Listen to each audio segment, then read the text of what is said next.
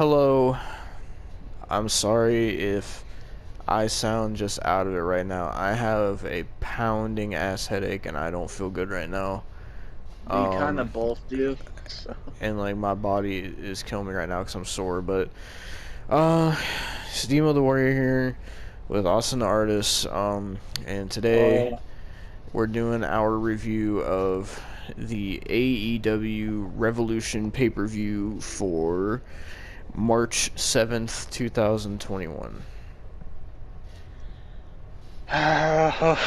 What a show this was. Keep in mind this went longer than the Elimination Chamber. This show was 4 hours, maybe a little bit more than 4 hours. I can't this goddamn went longer remember. than Hard to Kill. It felt longer This than was the longer than Rumble. Hard to Kill.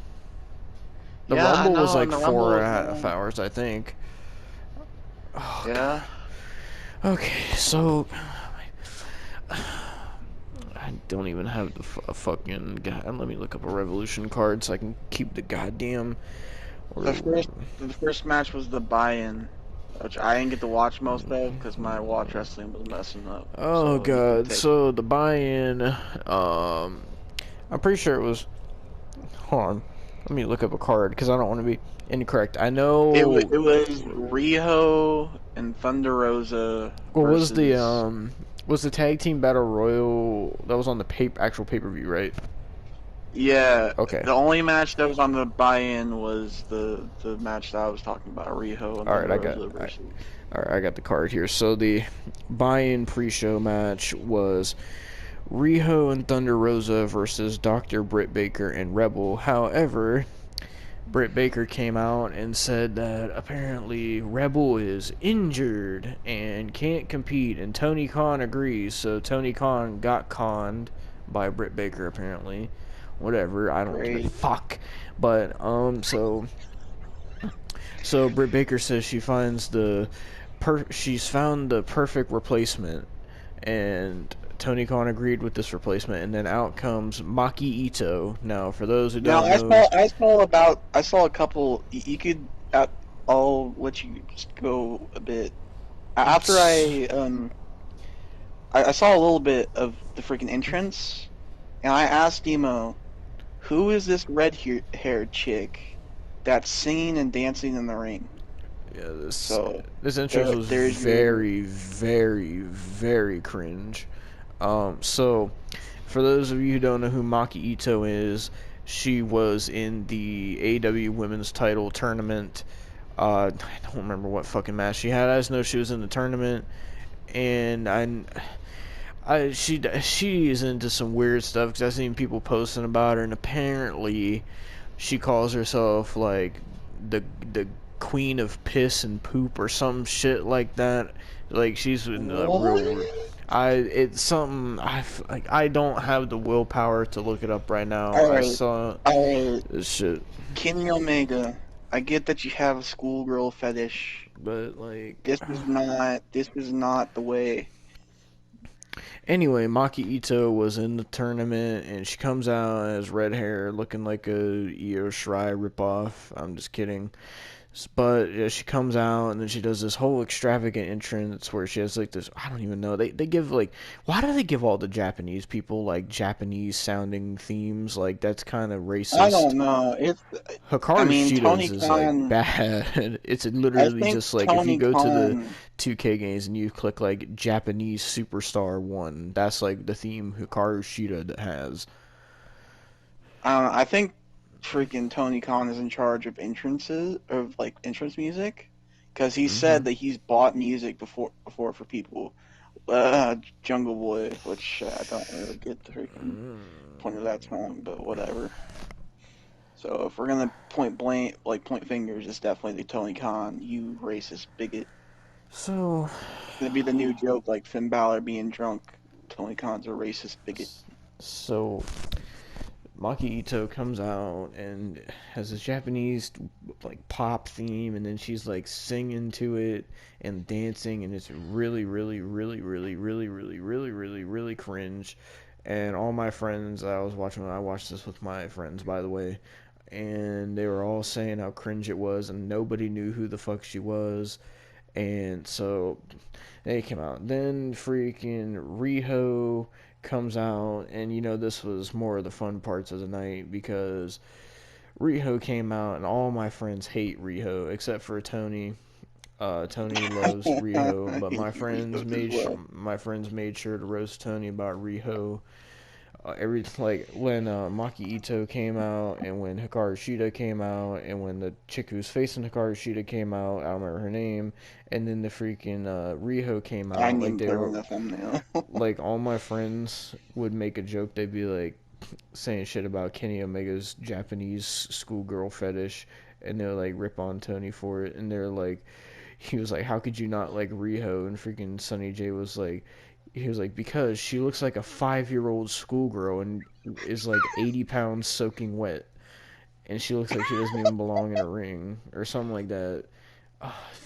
It was kind of funny, but so we had this tag team match. Thunder Rosa was looking extremely hot. This is the only thing I enjoyed from this match, was looking at Thunder Rosa's ass and her blue gear. Um, Also, speaking of Thunder Rosa, I made sure to put you right behind her in the thumbnail. Very good. So this tag match kind of sucked because Britt Baker sucks. She was botching a lot of moves. She botched throwing Riho into the ring. She botched like getting her into the. I like, how do you botch somebody getting into? And then there was like moves Britt Baker was doing that looked so sloppy, and I'm just like, I'm sitting here, I'm like Thunder Rosa does not deserve to be in this match. She really doesn't. And then she gets pinned because No.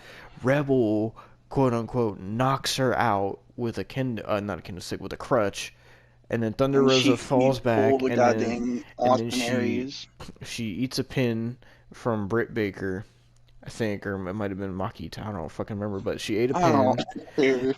and then like they said, oh, Thunder Rosa got knocked out, and then like 5 seconds later they show, literally 5 seconds later, I'm not exaggerating, they show Britt Baker and Maki Ito celebrating, and then Thunder Rosa's like sitting up talking to Riho, and it's like, I thought you said she was knocked out from that crutch shot, but okay. Anyway, that was the buy-in match. It sucked. So then, God, my head hurts. So I think the show, It's the was it the Battle it's the Royal that tag started? team. No, it was the MJF Chris Jericho Okay, tag team well, match.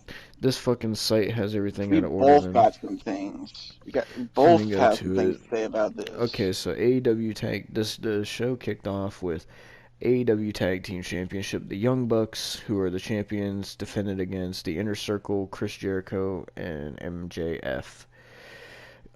So this match, I mean, this is another funny highlight because none of my friends well, I mean, they like the Young Bucks a little bit, but they really hate like how they wrestle and stuff. Like my friends are saying, like, they hate how the Young Bucks literally kick out of everything. They do non-stop super kicks. All they do is flips and dives. And this was kind of funny because, like, Tony was trying to defend it, saying that, oh, well, you don't complain when people like Rey Mysterio and this person and that person and like Motor City Alright, Machine no, Guns do no, flips. I'm saying something about that. And then my friends were like, like every time the Young Bucks did a flip, like my friends would like yell at Tony. They'd be like, "There's one dive," and Tony was like, "Are we really doing this?" And then they would hit a flip. They'd be like, "Oh, there's one flip. We got to keep count."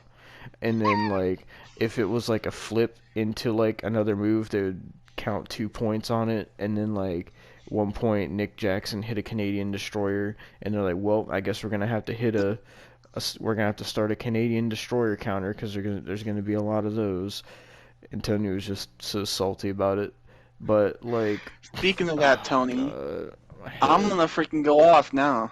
Okay, you're saying, I hope you watch this video. I know you probably don't, or you probably do. I don't care. You're saying that people complain about Rey Mysterio, god dang, Ricochet, who is your man, by the way. Like, you freaking talk about them. You talk about them. The Young Bucks do at least 50 goddamn flips in one match. And some of those matches are 5 goddamn minutes. Mhm. Do you know how bad that is, Tony? Do you know how bad? Rey Mysterio is what I like to call condensed flips. Ricochet is what I like to call condensed flips. Read the dictionary. So, this match, first Chris Jericho and MJF came out. MJF, like, they did not match whatsoever. Chris Jericho wore his typical black gear that he always wears, and MJF came out in this robe, and he was wearing, like, blue gear. It looked nice, but they didn't look like a team. And then the Young Bucks came out. I will say, to give the Young Bucks one thing, their gear did look pretty cool. But, so they came out. So they came out, and then Justin Roberts did his introductions, and then it started off with them brawling, and like it wasn't even just a regular tag team match, and we were all confused. We were like, okay, so do they have to make tags or not? And there's a lot of confusion with stuff like that on this show that we'll get to, but so it's just back and forth. Young Bucks doing flips and dives like always. Jericho and MJF, obviously the heels in this match, they were doing heelish stuff like pulling the, like when one of the Bucks would go for a tag, that one of them would pull the other Buck off the apron so they couldn't make the tag and stuff like that. Oh God, I'm gonna just let you get into this match since you love the Young Bucks so much. No, I don't freaking love the Young Bucks what's so goddamn ever. Okay? So, this goddamn match made me mad. The start of the show made me mad. That's how bad AEW is. And we're going to get to how bad AEW is as we go along. Because this match was nothing but flips, flops, and dives. And I'm sick of seeing flips, flops, and dives. I'm sick of it. I'm tired of it. And MJF deserves better. Go to a different company. I know you're locked in until 2024, but get out of your contract. Please. Please, dear God. So, I mean, like he said, there was a couple back and forth spots in this match where, like, the Young Bucks kept trying to go for the Meltzer driver or the Indie Taker, whatever you want to call it, and Jericho and MJF kept finding ways to counter it, and they were being the smart heels. And one part that was really cool was, I think it was Matt Jackson had MJF up for the Indie Taker, and then Nick Jackson was going to do the springboard 450 to do the move, but Jericho, as Nick Jackson did the 450, Jericho ran up and code breakered him, which looked pretty cool. And then MJF countered. And they countered it a couple times. Chris Jericho doing a tombstone was kind of cool. Like, I don't like Chris Jericho. Chris Jericho, like, was selling pretty good in this match, too. Like, Even though when he did a flex, he looked like Paul Blart Mall Cop. Yeah, I mean, like, I love Chris Jericho. I don't like what he's doing right now. But, I mean, Chris Jericho can still go in the ring. Not as good as he used to, but, like, I like seeing when he's facing younger guys and he does sell for him like that and stuff. It really does make me feel like he's trying to get the younger guys over, even though it is the Young Bucks. But, like, so there was one spot where Matt Jackson did a crossbody to MJF on the outside, and then Nick Jackson did like a drop kick or a crossbody to Jericho on the inside. This match was just kind of all over the place, and then Jericho and MJF like did some moves, and it looked like they're about to finish it. And this match also had what a lot of these matches had on this show: a lot of false finishes, which for one match I'm like, okay, but not every single match, man. Every single match had false finish after false finish, and it's like some matches can have that and you're like, holy shit, oh my god, they kicked out. But when you have that every single match, it doesn't have an effect anymore, and it just makes it feel like they're not selling anything, and it's like, how, like, it's making moves look weak, and it's like, how the fuck are they kicking out of that? Like, oh. More importantly, how do people think that's good? How do People those do. indie marks think that's good? Like, Tony, how do you think that's good? Because I know you're the top indie mark that the Demo knows. I mean, my So, friends were complaining about all the false finishes. They're like, especially during the Young Bucks match, they were getting mad that the Young Bucks were kicking out of everything, and they're like, I just don't understand all the false finishes, and it was starting to get annoying. But the Young Bucks won in this match, which I wasn't surprised. of course they goddamn do. I wanted Jericho and MJF to win, but they didn't. The Young Bucks ended up hitting the Meltzer driver for the win on Jericho.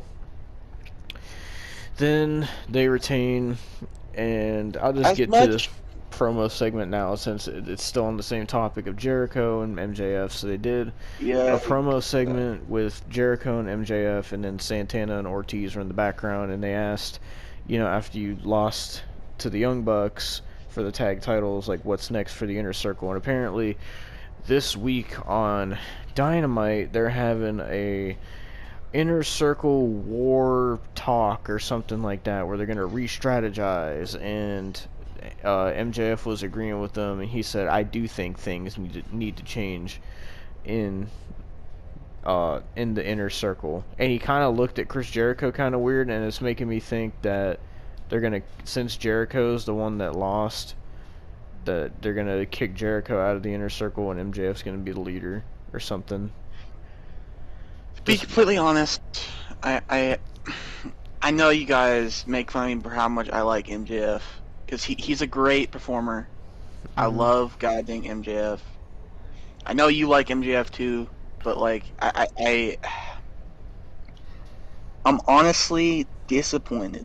I'm disappointed because I had so much hope that they would actually do something right with him and actually make him world champion or give him a title, any title, even the tag titles. I don't care if it's the tag titles. Even the tag titles could have worked. I would have been glued to the TV screen because it's MJF with a title. That's a great idea in hindsight, but nobody nobody in the back did anything about that. There was no goddamn, like, they didn't capitalize on anything. They didn't freaking give him no title. They give him these awful storylines. The last good storyline he had was the goddamn Cody storyline.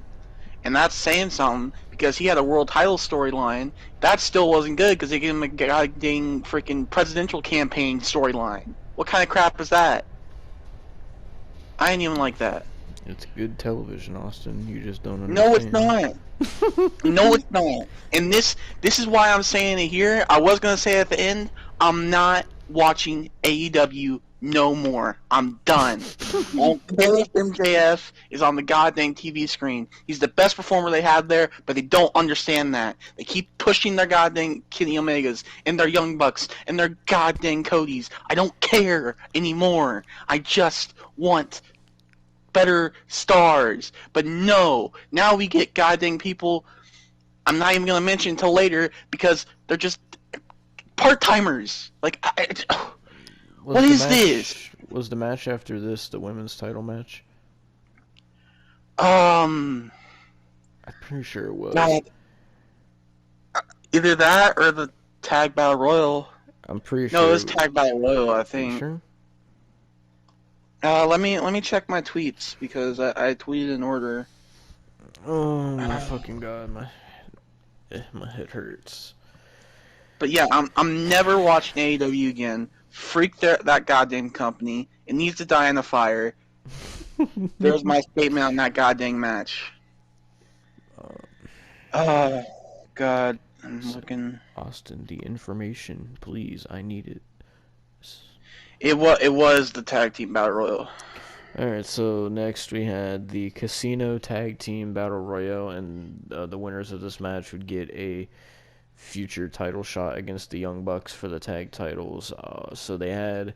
It started off with the It's not like they're going to lose the tag titles. It's not like they're going to lose them, because they're going to keep them. It started off with the Dark Order and... Oh, God, I can't remember who it was. It was Dark Order, Dustin, and the freaking Yeah, awful fucking guy. the natural disasters, or whatever the fuck they call them, so natural nightmares, I think. Natural disasters. Natural nightmares, I think they call them. So, I didn't think a freaking earthquake came back to life. I mean, it's close enough. It started off with them, and then you had other teams come out like freaking Santana and Ortiz, Private Party, um, SCU. It was nice to see Christopher Daniels wrestling again. Um, then you had the Seidel brothers, the Gun Club. Um, you had There's like by the three way, variations of the Dark yeah, Order. you had two other Dark Order teams, which were 5 and 10. Yes, I said that. 5 and 10 are their names. Oh, don't forget freaking the Johnny Hungy guy and god dang what the freak was the token long haired guy's name? I don't know. And also, one of the Dark Order teams was like someone in Evil Uno. I think it was Stu Grayson because that's Yeah. when they originally debuted. It was Evil Uno and Stu Yeah. Grayson.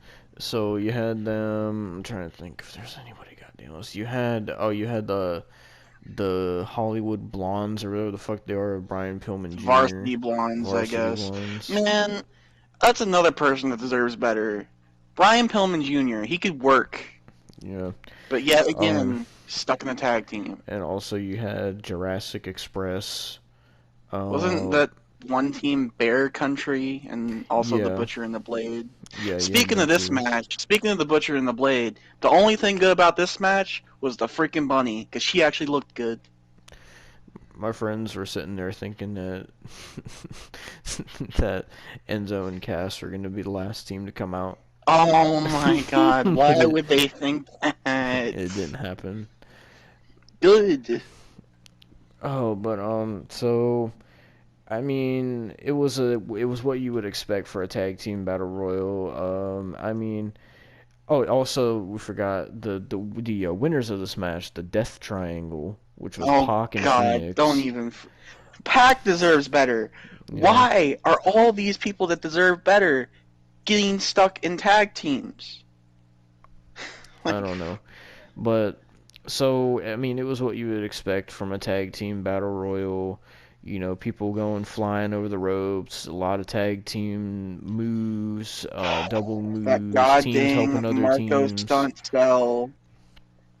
Yeah, freaking Marco Stunt got Dude, involved. There was one Evil part. Uno was on the apron, and Yeah, Marco Stunt did a Hurricane Rana. Evil Uno sat there for a solid second and then realized he's supposed to sell something, so he ran over to the corner and hit himself in the face with the ring post to eliminate himself. yep. All my friends saw that and they were all Why? mad. We were all mad. Why? You freaking told me about that before I even saw it. I was like, okay, it might not be that bad. We always see goddamn Marco Stunt sell, even though it should have people sell for him, even though it shouldn't goddamn happen. It shouldn't be that bad. And then I saw it, and I was like, mother. I was so mad. That's when my headache started to come. I was starting to get a headache around then. Yep. And you had another spot in this match, another Marco Stunt spot where somebody, I can't remember, was being, excuse me, somebody was being like pushed under the top rope by two people. I think it was Jungle Boy, and so what you had was two people were trying to eliminate Jungle Boy under the bottom rope, and you had Marco Stunt pushing Jungle Boy into the ring, and somehow these two full-grown men pushing Jungle Boy under the rope Oh, I could think that not was out Bear Country that was trying to they go for could it. not outpower Marco Stunt. And I sat there and I was like, Dude, that was one of the okay. most unbelievable things I've ever seen. I'm just gonna say it. Remember when Marco Stunt broke his leg? Can't he just do that again? Oh my god. like, I mean, I mean, couldn't have Marco Stunt got injured while he was training, not Anna Jay? I mean, Like, at least if we saw Anna Jay on our screens, we would actually like to see her. But Marco Stunt looks like a freaking Fraggle. So I don't to want be to see fair, Marco Stunt. Marco Stunt adds nothing to the team, and they'd be better off without him. But Exactly. But he's but signed to a freaking multi-million-dollar deal for some goddamn reason. but a couple teams that I wanted to win this match, I honestly did want to see SCU win, only because like I hadn't seen them in a long time. It felt good seeing them, even though Christopher Daniels is like 50 something. Like I kind of wanted them to win. I kind of wanted Dark Order to win because I thought like them winning the tag titles would be a nice tribute to Brody. But nope, fuck the Dark Order. Yeah, Um, I was thinking I don't like the Dark Order, but a tribute to Brody would be nice. But I was also thinking Bear Country kind of looked impressive. yeah, I don't know how you feel about the Gun Club.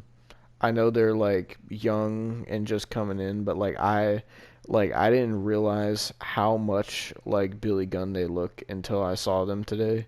Oh And yeah, I think oh they could yeah. really like be something If eventually. Colton gets a little bit more training, because I know Austin Gunn's had a lot more training, Hmm. if Colton gets a lot more training, I think they could be a good like What tag team. wasn't Austin the one who was teaming with Billy Gunn for a little bit?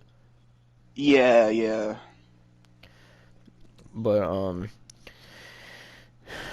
I mean, like I said, it's what you expected from a tag team battle royal.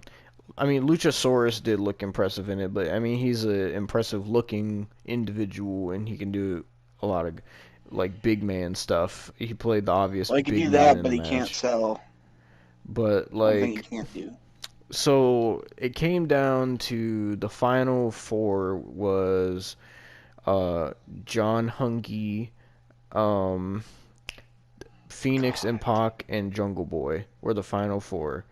So eventually John Hungy gets out, and then it's down to the Death Triangle and Jungle Boy. Then Jungle Boy eliminates Pac, and then Phoenix eliminates How? Jungle Boy. By the way, okay, I'm gonna be completely honest. I saw the elimination by Ray Phoenix that ticked me off. Remember how we've talked about his like backflip into the cutter or whatever, Mm-hmm. like before? He did. He took somebody's arm. He was jumping on the ropes, did like 50 million 360s, and then did an arm drag and thrown somebody out. I can't remember who, but he did it Hmm. for no goddamn reason. I mean, fuck. I mean, it's just what you would expect from Phoenix by now. Like, I don't like Phoenix. My friends like Phoenix, but I don't like Phoenix either. like there's some stuff he does that I like, but then there's a lot of stuff that he does. It's just like adding extra flips in it for no reason, or I he slips a remember lot when he in tries to do stuff, or he's like just seems like he's trying to be way too much of a luchador. if he would stick to doing stuff that isn't flips, like I remember in Lucha Underground, he did this move where he kind of had him like a muscle buster, but then he spinned him out Hmm. into like a driver. Yeah, I really liked I kind of Phoenix and like Lucha that. Underground. Yes, but because he didn't really dive as much Uh, and do all that. Same Like with he did some freaking Pentagon. dives. Exactly. Pentagon So was like great in Lucha Underground. if they would both be like how they were in Lucha Underground, I wouldn't be so hard on them.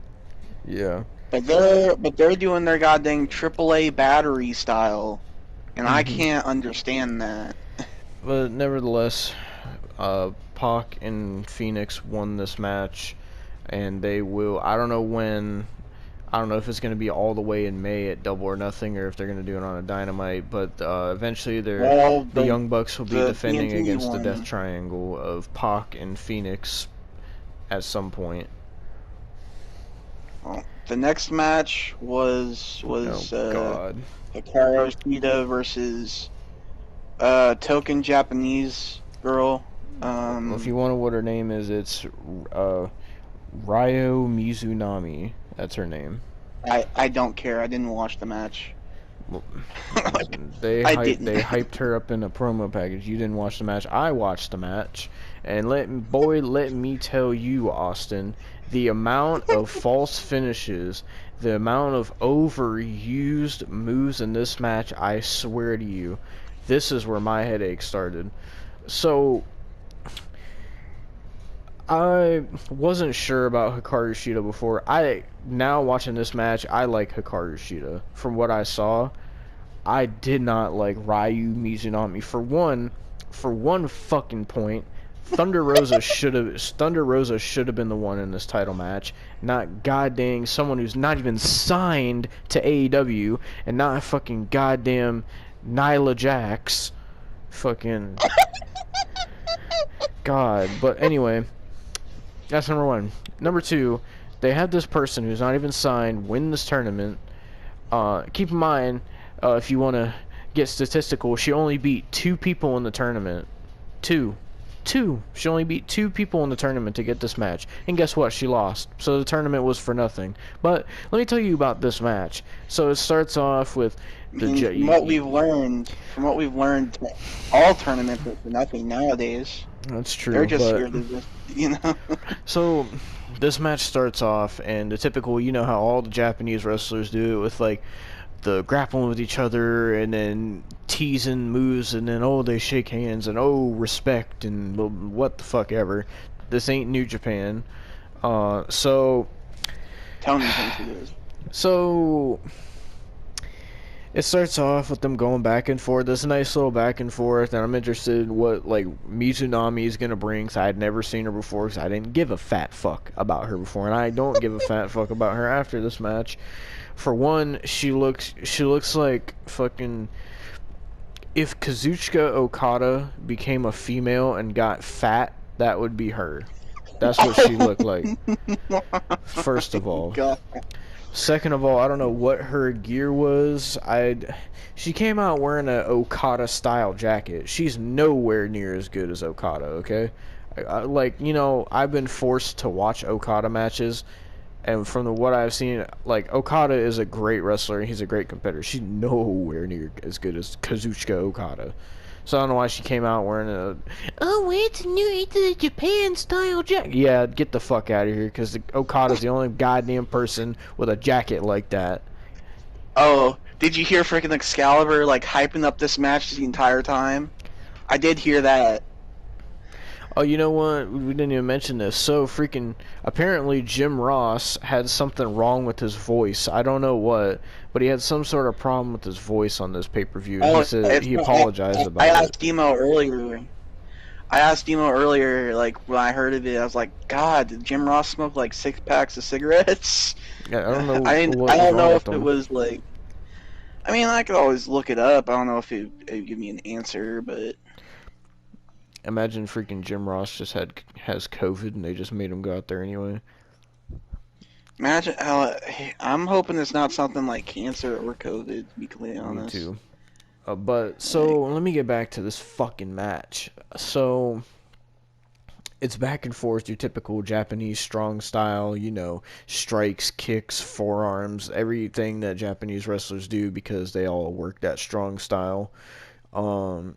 And I mean, it was a good back and forth for a little while, but what really started ticking me off in this match. So first of all, freaking Mizunami gets fucking Hikaru Shida in the corner, and then she like starts chopping her. I'm like, okay, there's some good chops, but then she starts doing all these retarded looking headbutts, and then the thing that was so stupid, she had her in the corner, and then she kept doing like these jazz hands motions, and then what she did was she backed up from the corner, and then she started doing like this weird like pop and lock and dance, and she did it for like a solid 10 seconds and then tried to run at Hikaru Shida, and Hikaru Shida just attacked her. I'm like, why are you doing all these theatrics? Like, you look stupid. You look the freaking goddamn Maki Ito singing her theme on the fucking buy-in, freaking Rio looking like she's one of the fucking schoolgirls from goddamn Yandere Simulator, and fucking then now you got Mizunami looking like a fucking goddamn, look like from Scooby-Doo 2, look like Okada drank some fucking potion like Shaggy that gave him a chick's bod, but unfortunately it was a goddamn soccer mom. Fucking, and then she's sitting here doing all these cringy theatrics, and like, they go back and forth, and then it ends up. There's one nasty spot where Hikaru Shida No. does like the crunchy, if you know what that is, um, where she Um, basically, I don't mean to interrupt, but since the show is so bad, apparently somebody from the venue that was actually watching, like inside Daly's place, said that after the show, people were yelling or chanting refund. well, we'll get to, we trust me, we will get to that. But so what really started ticking me off in this match was, like I said, there's one nasty spot where Hikaru Shida hits the crunchy on like the platform that goes to the stage, and it looked nasty the way she hit it. And Hikaru Shida is strong, 'cause that's not a light woman. She pulled a Cesaro suplex from the outside all Oh, the way inside the Jesus. ring. I didn't see that.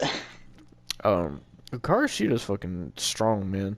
But so what really started ticking me off is they start going back and forth, chops and strikes, and I'm like, whatever. Then they trade headbutts back and forth, and then this Mizunami chick just starts no selling and headbutts Hikaru Shida like 10 times, and then she just gets like chopped and headbutted by Hikaru Shida, and she's just laughing, and I'm like, why are you not selling?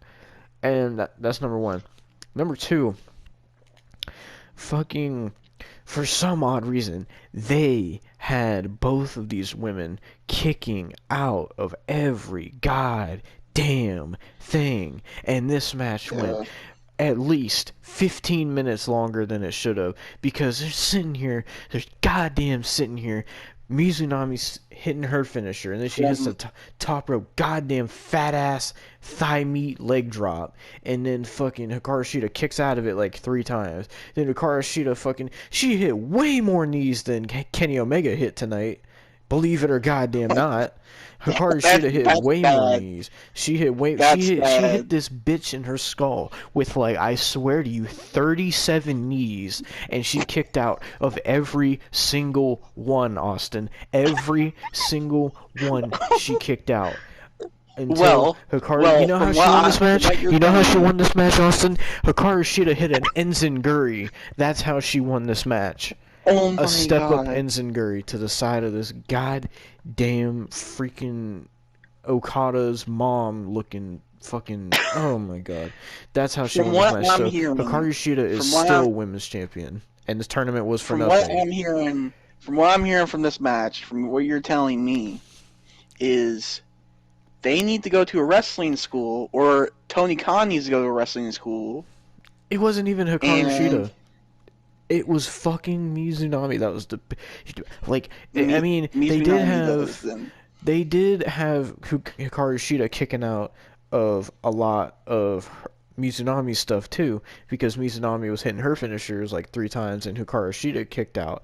But like, it's just it getting to a point where it's like, oh my fucking god, how many? It's like when you put a game like WWE 13 on goddamn legendary, and you put the finisher strength to 0 and give somebody infinite finishers. That was this match. That was the end of this match, and I was sitting there, I'm like, fucking end this now. I don't want to watch this anymore. There are still 7 matches. Nobody knows who the fuck you are. Get off my screen. Fucking go eat another goddamn buffet table. But fucking maybe so maybe she should have ate the goddamn brass ring from later on. so It looked like a donut. after the fucking matches.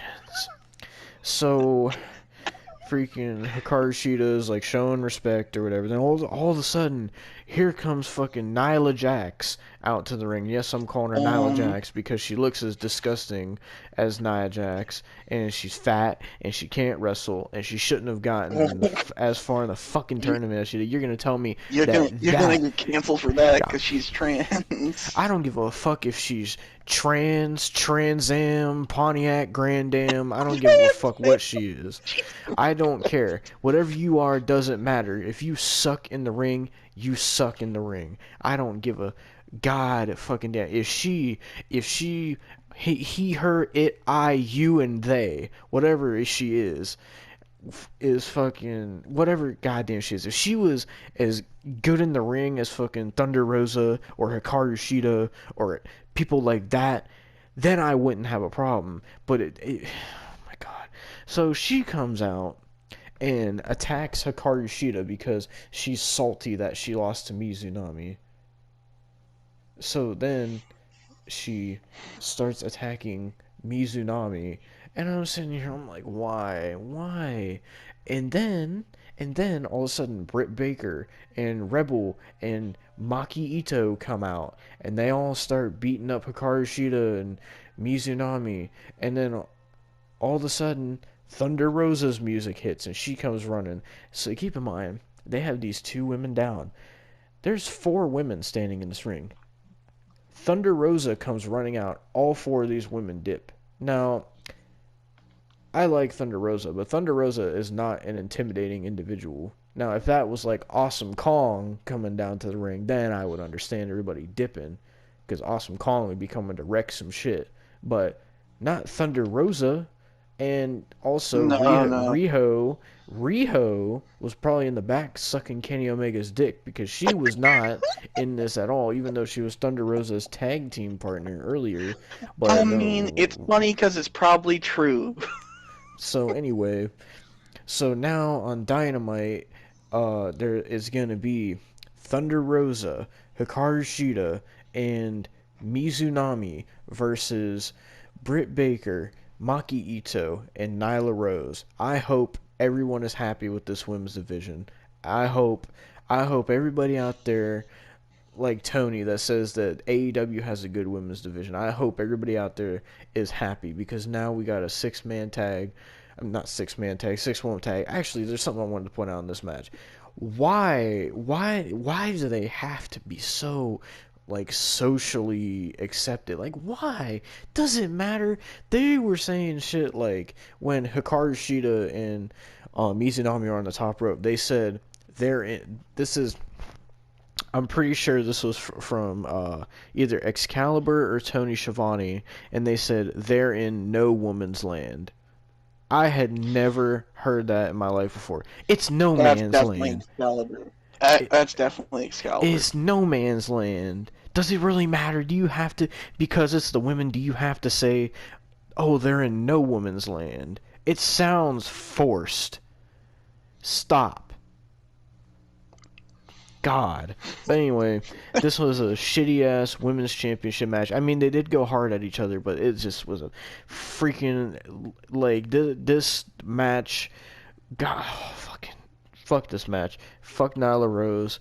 Fuck fucking Mizunami. Fuck Britt Baker.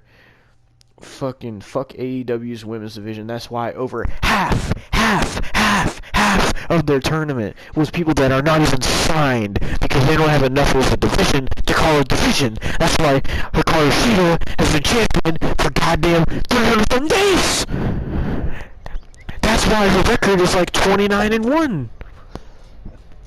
That's why all these fucking women in AEW get buried because freaking Kenny Omega goddamn sweet talks his fucking goddamn Japanese yandere simulator fetish, because he's a vice goddamn president. He brings it in, and fuck a Thunder Rosa and a Serena Deeb and Anna Jay, people like that, fuck them. But let's give a title shot to goddamn Mizunami. No one knows who the fuck she is, and they're sitting there trying to hype her up, showing footage of her highlights. They were showing footage of highlights from her in a high school gym, where she beat fucking, where she defeated fucking Aja Kong, who's this other goddamn fucking swollen Gabriel Iglesias looking fucking fat bitch. Like, oh my god, this was terrible. I want to move on from this. They just have no women's division, and Thunder Rosa should have been the challenger in this match. And Thunder Rosa deserves Well, so much more because she keeps losing. I don't know why. Because, oh, she was the NWA Women's Champion, and she was this Women's Champion, and they were trying to sign Thunder Rosa, and she was one of the biggest free women's agents out there, and oh, this and that, and then they sign her, and then she just loses and loses and loses. Like, it's like, why? Why even sign her in the first place? Why? Let's give it to somebody that's not signed. Not signed. Why? Why?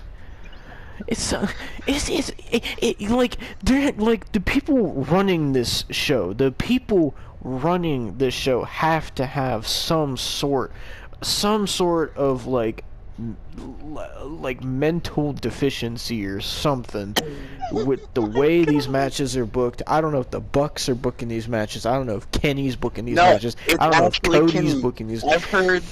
I've actually heard that Kenny books the women's division, the You Bucks don't book say. the tag division. The Bucks book the tag division. I'm telling you. You know, I guess it's this way. You know, all the Japanese women say, hey, you know, if you let me win, I'll fucking suck you off, Kenny. And you know, whatever. I don't want to talk about this match anymore. I just I want AEW to have a better women's division, but they don't. I don't even want Thunder Rosa to be in AEW. I don't want Hikaru Shida to be there anymore either. Honestly, if you want to see good matches by Thunder Rosa and good, better use Thunder Rosa, watch NWA Power. Exactly. I've seen highlights from some of it. She goes way harder than she does in AEW. Way harder. They make her look like a scrub that doesn't know how to wrestle. You watch her NWA matches, she was having cage matches and all these other matches with all these women, and she was having killer matches there. And they say AEW doesn't tone people down. I remember when we were in mid 2020, we were getting crybaby Evilise that would get mad every time she botched and sit there and shoot on people. So at least we're not getting that. Oh, God. I'm done talking about the women's division. This is the last of the women we saw on the show. Well, thank God it was. I'm gonna give you a break right now so you can calm down. Well, what match was next match I want to talk about, because before the match, it's Miro and Kip Sabian. You can talk about this. I didn't give a single fuck about this. I barely watched. So we have Miro, Kippy Longstocking. We have Pockets. And freaking Chuckles the freaking clown. So for one, I don't like Chuck Taylor.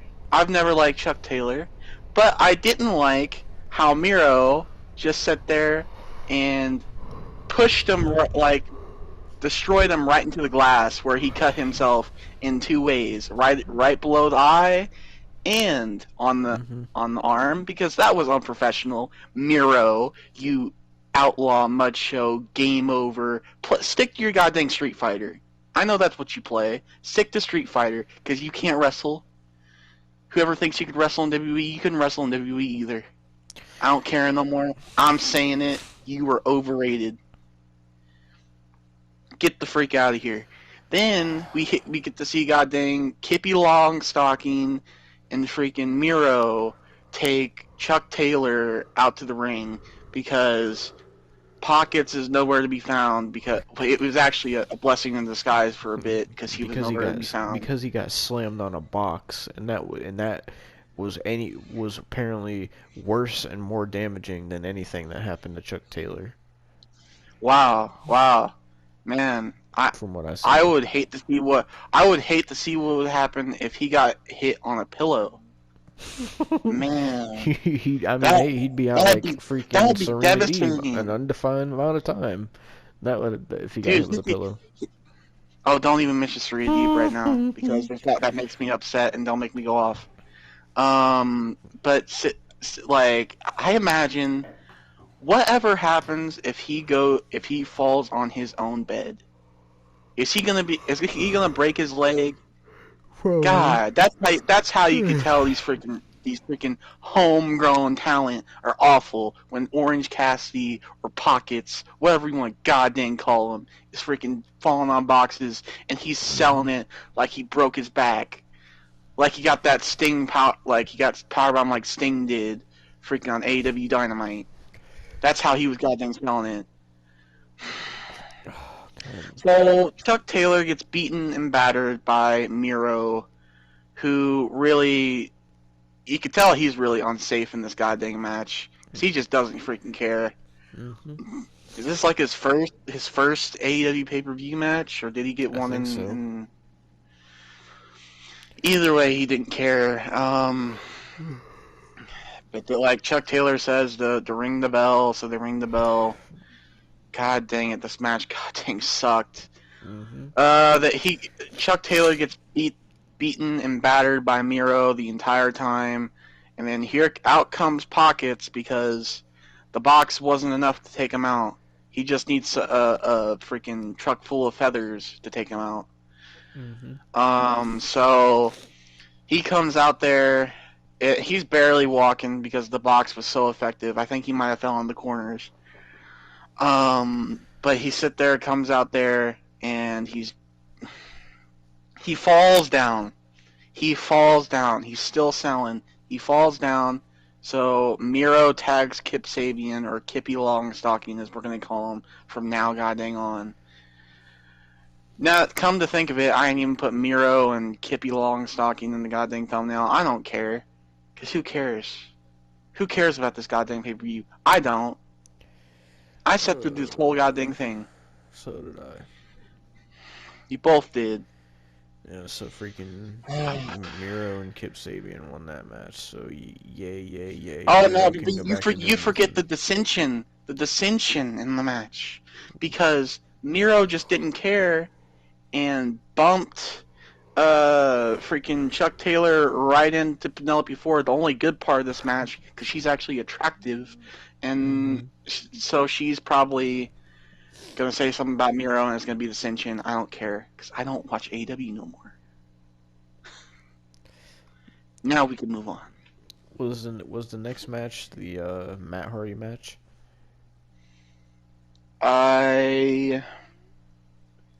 Yes, I believe so. So next we had they called it as a big money match, and it was big. I don't know if he's called Big Money Matt right now. I'll just call him Matt Hardy. It's on his Titantron. It said Big Money Matt Hardy. Okay, well, Big Money Matt Hardy versus Hangman Adam Page 1-on-1, and apparently, according to the promo, the stipulation of this match is if Hangman Page won, he would get, like, they don't even do shit like this in WWE. So if Hangman Page won this match, which he did, by the way, he gets 100% of all Matt Hardy's earnings for the first quarter of 2021. That's the stipulation of this match. That is what this match was built off of in a promo. So, I'm gonna say something here. I think it would have been better if, we got the money instead of Hangman. Because I really didn't enjoy this match. I thought it was boring. For what it was a decent match. It wasn't the worst match ever. Matt Hardy was actually pulling out some moves I wasn't expecting, like the high cross power bomb and stuff like that. I didn't think Matt had that in him anymore. But, I mean, at the end of the day, I knew Matt Hardy wasn't winning. But, so, at one point, Private Party comes out and they distract Adam Page. And then Matt Hardy, this is where I got mad, because Matt Hardy hits a side effect and a twist of fate back to back. Then what does Adam Page do? Kicks out. That pissed me off. Then what happens? Oh, the entire fucking Dark Order comes out and causes havoc. And then Adam Page hits his finisher 1, 2, 3, and then they had this big celebration. They're all hugging. I'm gonna say it. Like, are they just trying to make Hangman the new leader of the Dark Order? It seems like it. I mean, the Dark Order wasn't good in the first place. Like, I rest in peace, Brody Lee, but the Dark Order wasn't good. It wasn't good. It was never good. They had the worst goddamn outro to an AEW ever. It shows it on freaking TNT's thing. That was like the worst received outro to a show. Like, And they're still going for it because on BTE or whatever, and they were great, and they were getting sponsorships from Chili's. Wow. Oh Do I care boy. about sponsorships for Chili's in my wrestling? Oh, by the way, speaking of goddamn fast food companies and goddamn wrestling, you know what made me mad today? I should have told you. I sit there, I'm on Twitter, I scroll across, and I see Arby's tweeted, right? Hmm. And they're like, AEW Revolution, they, some idiot, and I'm some imbecile, idiotic Outlaw Mud Show fan, made on a napkin, did an art with their like Arby's horsey sauce or whatever of Kenny Omega, and that actually looked like Kenny Omega. They put effort, Oh, and I'm sitting there. I love I'm hearing sitting there Austin talk looking at about them. things he loves. No, it wasn't something I love. You know what? I'm gonna go off a lot of things right now. We're taking a break from the match. One, I got that I had to see. Demo texts me the other day when I'm at school, right? He sits there and texts me a picture of Serena Deeb in a wheelchair. Hmm. We're gonna do this. We're gonna freaking do this. So, Serena Deeb, how? Why? Why could you do this? Why did you have to get injured now? Why? We already have, and then we're gonna talk about. After I talk about Serena Deeb, we're gonna talk about Anna Jay because I got some things to talk about her. Serena Deeb, who did this to you? Was it Riho? Was it that goddamn schoolgirl? I don't know how because she's like 60 pounds. But did she do this to you? Are you gonna lose the NWA championship? Because I hope you don't. Because I swear to God. Well, she's out for an Oh, undetermined amount of time, so. oh, I know. Now, Anna Jay, I got a bone to pick with you. I actually like you in the ring. I like how you look too. September 7th, I'm legal age 18. My DMs are open. But Anna Jay, how? How? Now, okay. I can understand Enzo Amore getting injured while training. How do you get injured by training? I'm sorry. No. No, no, no, no, no. Anna J, you have lost all credibility because you probably did a kip up and broke your goddamn leg like Enzo Amore did. Get out of here. Get out of the company. Get fired. I hope you do. Oh. Go to goddamn MLW or Impact. They'll probably want you because they apparently want Enzo and Cass because they like wrestlers that injure themselves during training. So you have a fair shot there. You have a fair shot. They take wrestlers from all sizes, all shapes and sizes, even people that had seizures 2 years ago. I'm sorry, Cass, but you did. I'm not gonna let that go. What are we doing? You know, let's get Simon Gotch in here to talk about how you're such an idiot for injuring yourself while training, because he'll go off on you, and I hope he freaking does. Does he have a cameo? I need to see if he has a cameo. I will He gladly might. pay for a cameo from Simon Gotch to tell you freaking off. Well, it might be Simon Grimm now, It's but Simon Gotch on Twitter. I don't freaking know. but so while you're doing that, we can talk about the next match. So the next match was the ladder match. Um, hold on, let me plug my phone in. It was my page will load. There we go. It was the Face of the Revolution ladder match.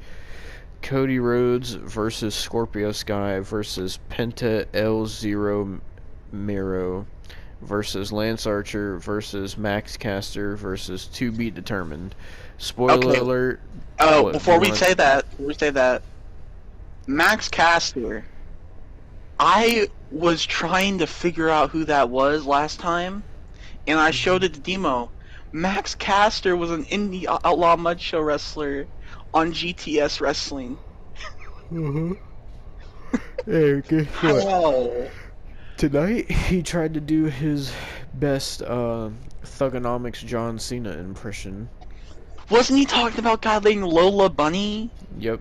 He said flat chested like Lola Bunny because for those who don't know, they're making a Space Jam 2. And in the first Space Jam, Lola Bunny looked like smoking hot because they gave her like curvy hips and like short shorts and like big tits. They made her like sexualized. But in Space Jam 2, she's flat chested and her clothes are baggy and she doesn't look sexualized at all. And of course, everybody on the internet is bitching and complaining about it. Because So they like what? their sexualized bunnies. So what does AEW do? Let's make a reference to it. Oh, I think he did make a reference also to Dr. Seuss getting canceled on his birthday. Packed over it. Since he said that and stuff like that, I blocked him unblocked him the next day. I kind of felt bad because he didn't want to do that. It was Impact that was making him the god, which actually Impact works with AEW. What are you doing? I was gonna say it's kind of weird that Ethan Page wants to AEW, but I'm like, they have a working deal, so imagine freaking Ethan Page just goes to Impact anyway. Like, that'd be stupid. But God, I swear to God. Ethan Page was kind of impressive in this match. So, match started off, I mean, your typical ladder match. Everybody fighting everybody. Lance Archer looked really good in this match. He had some really dominating spots. Like his choke slams in this match gave me flashbacks to like 1998 Kane.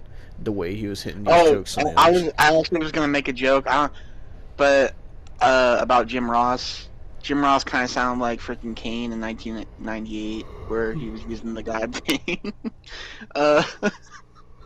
What was it, like a voice recorder or voice thing? Oh yeah. Oh god. He said, "My name is Kane." That thing. Yeah. Fucking. So there's a lot of dumb stuff that happened in this match. Like Pentagon looked retarded in this match because what do you think he did? All he did in this match was super kicks, and a Canadian destroyer on a ladder to Cody Rhodes. Oh no! You can't say anything about the Canadian destroyer because Excalibur said it was the Mexican destroyer. It's completely different. It's the same exact move. Oh, I freaking know. And I'm tired of seeing that goddamn move. Because it's unrealistic. It was only cool when Petey Williams did it. So stop using it. So, freaking Pentagon was being stupid. Like every time, for some reason, every time he had an opportunity where everybody was down and he had an opportunity to climb the ladder and get the brass ring, which by the way, the brass ring, yes, they legitimately. First of all, this is called the Face of the Revolution ladder match. You would think it would have a contract because the winner of this match faces Darby Allin this Wednesday on Dynamite for the TNT title. So you would think it would have a contract, but no.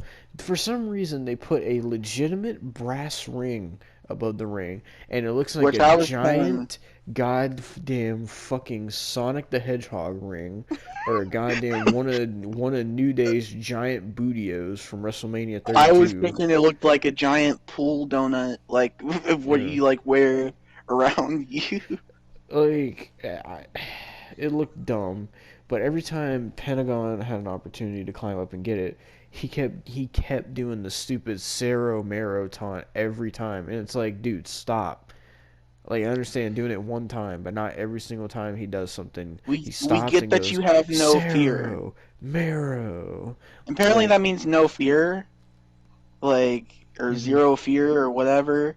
We get it. You said it like 5 goddamn times. Yeah. So.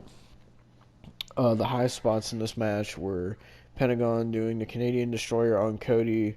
I think it was supposed to be through the ladder, but the ladder didn't break. Then there was, I mean, Cody took a lot of punishment in this match. Cody got suplexed off the top of the ladder by, I think it was Lance Archer. Yeah. Then freaking Max Caster hit an elbow off the top of the ladder to Cody's shoulder. I Um, thought it was just fine, to be completely honest. yeah, but I'm trying to think of other high spots. There was one where who the fuck? Oh, it was Scorpio Sky. So freaking someone I can't even remember threw Scorpio Sky to the outside, and he went through a ladder, and it looked nasty. And then there was a spot where, oh, dude, freaking Lance Archer picked up Max Caster and flipped him back first onto the ladder. Like I said, Lance Oh Archer looked God, dominant in this match. that was the first time I legit like cringed. Besides the goddamn like Maki or whatever freaking her name. I'm not gonna butcher it, hmm but that singing thing. That was the first time I like cringed like in pain. Oh, there was also another spot. Speaking of Ethan Page, he looked impressive. He botched badly on one of the first moves he hit because he was supposed to hit something on Scorpio Sky, but it looked like he slipped and let Scorpio Sky go, and he tried to recover it, but it looked bad. So then he picked up Scorpio Sky, and he had Lance Archer inside of the ladder, and he slammed Scorpio Sky onto the ladder onto Lance Archer. Did you see he picked up Lance Archer Yeah, he picked like up for Lance like a Archer high and hit cross? a high cross, and like I was impressed because Lance Archer is 6'8". He is nowhere near a small man, and Ethan Page picked him up and hit a high cross, and he threw Lance Archer. He didn't just drop him down; he threw Lance Archer.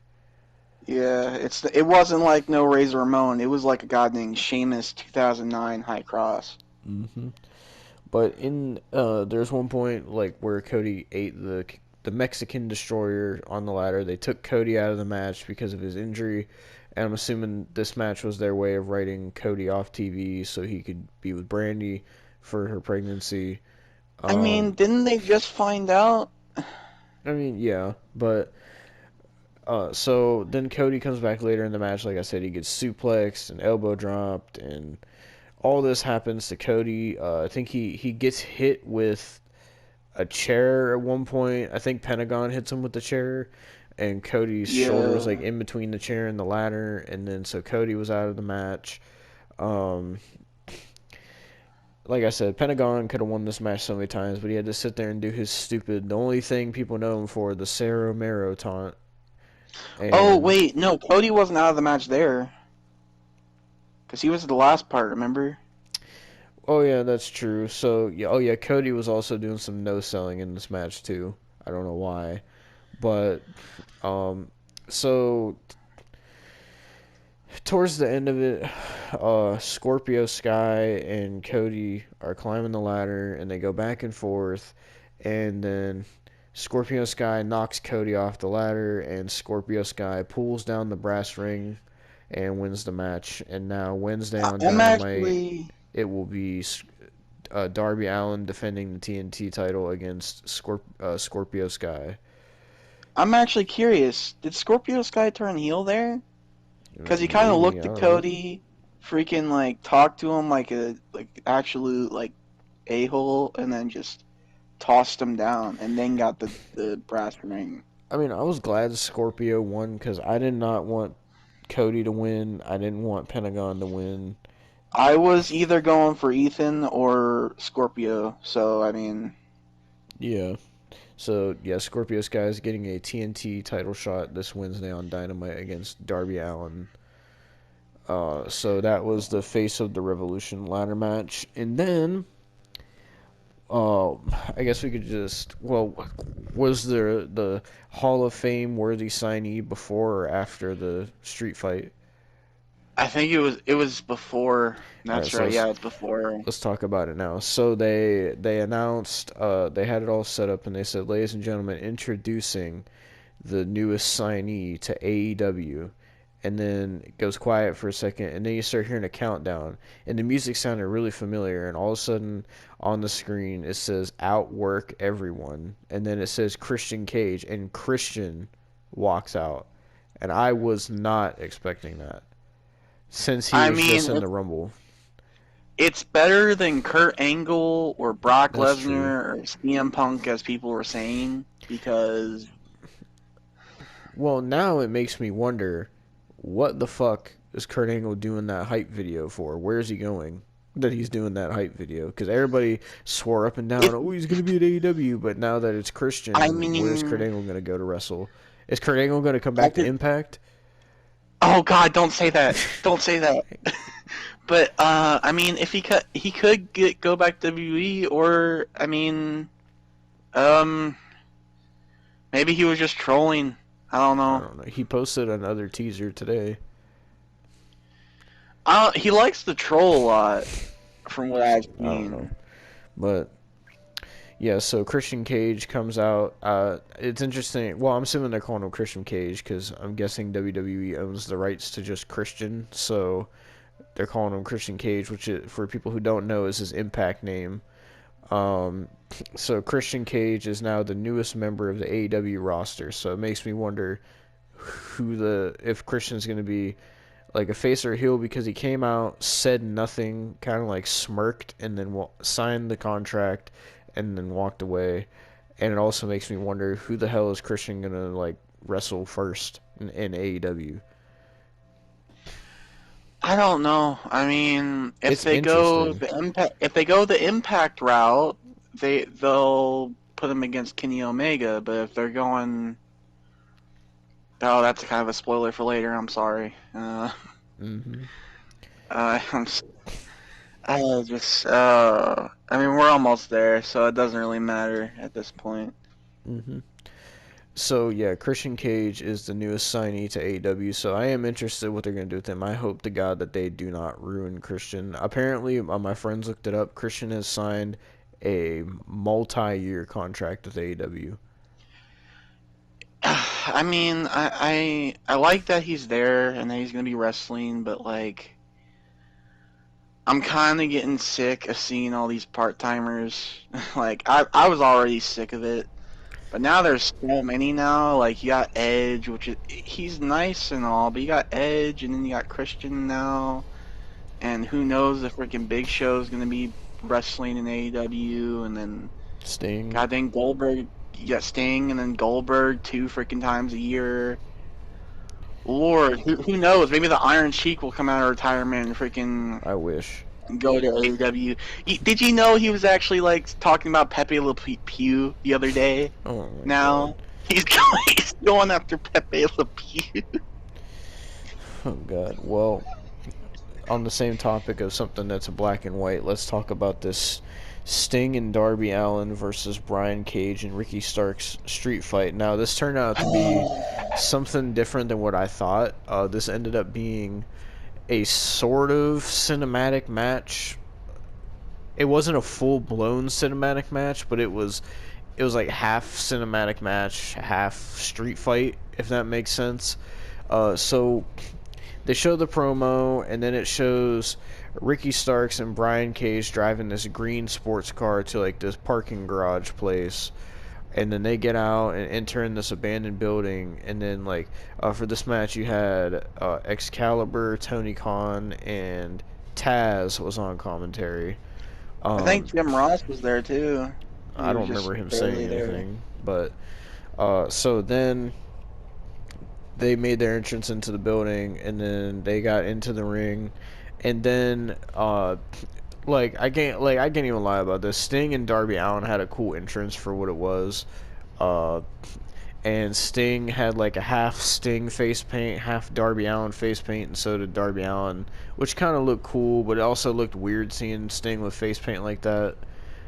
Basically, their entrance was like Sting was driving a truck from wherever he was coming from, and Darby Allin was like skating around the city on his skateboard, and then they eventually met up, and Darby Allin did some Tony Hawk's Underground skitching on the back of Sting's truck as they made I their way to the told building. I told Demo in a text that it was legit. Well, it felt like a guy like Darby Allin's old like emo band, the music video for his old emo band or Yeah. whatever. So then, like, all these, like, fake Stings walk into the building. I don't know what that was about or where they went, because they could have used the help. But, so then Sting and Darby Allin make their entrance to the ring, and they have this, like, weird theme. And then, Then the match starts, and Sting throws Darby Allin right at Brian Cage. I don't know why he did that. And then Sting starts going at it with Ricky Starks. And then immediately Brian Cage and Darby Allin get out of the ring and start going at it, and Sting and Ricky stay in the ring. I want to talk about this match because I want you and solely you to talk about the last match. Because Great. this was Great. that was Austin's favorite match of all time. So No, it was not. Don't you dare say that. It was not. Shut up. It was not.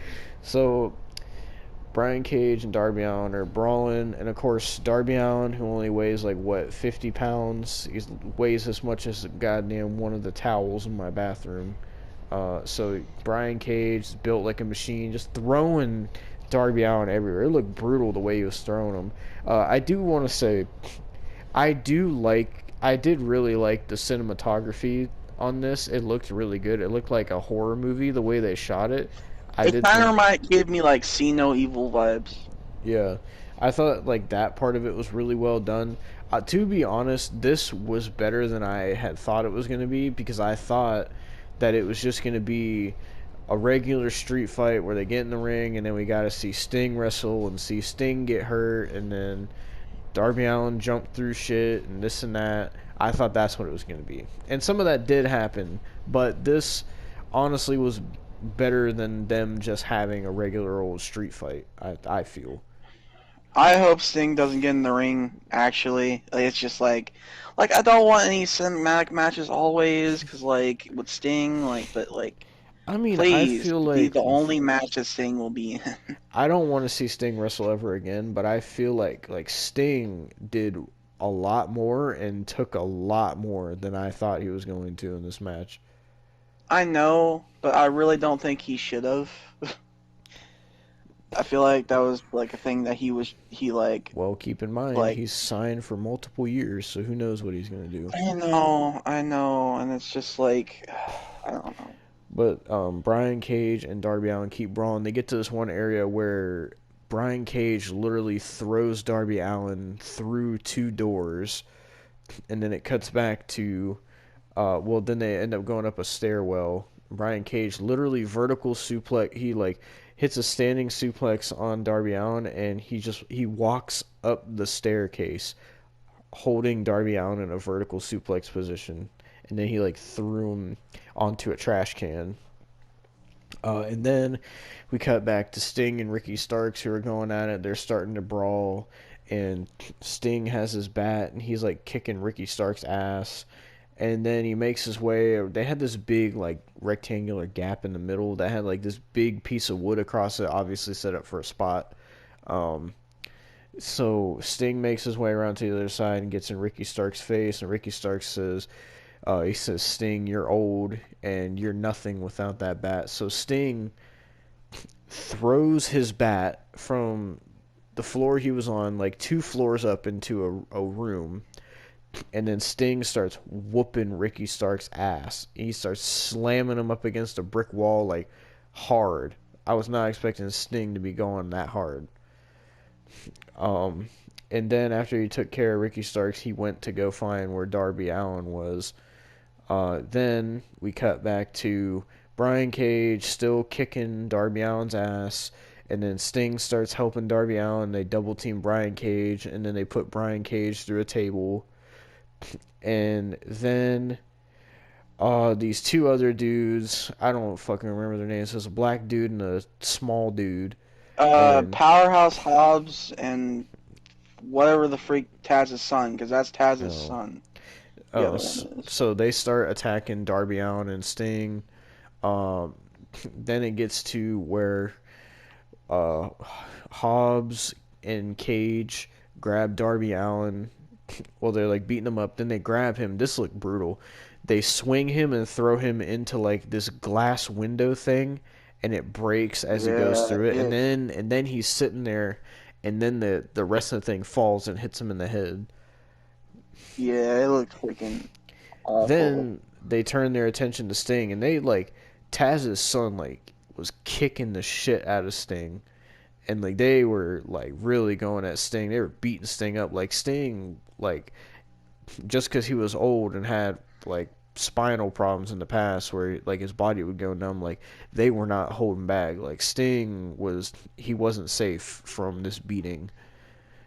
So Sting starts Yeah. getting his ass beat. Ugh. And then I'm trying to remember what happened next. Also Ricky Starks came up there as well at one point, I think. Um, Yeah. and then I'm trying to remember.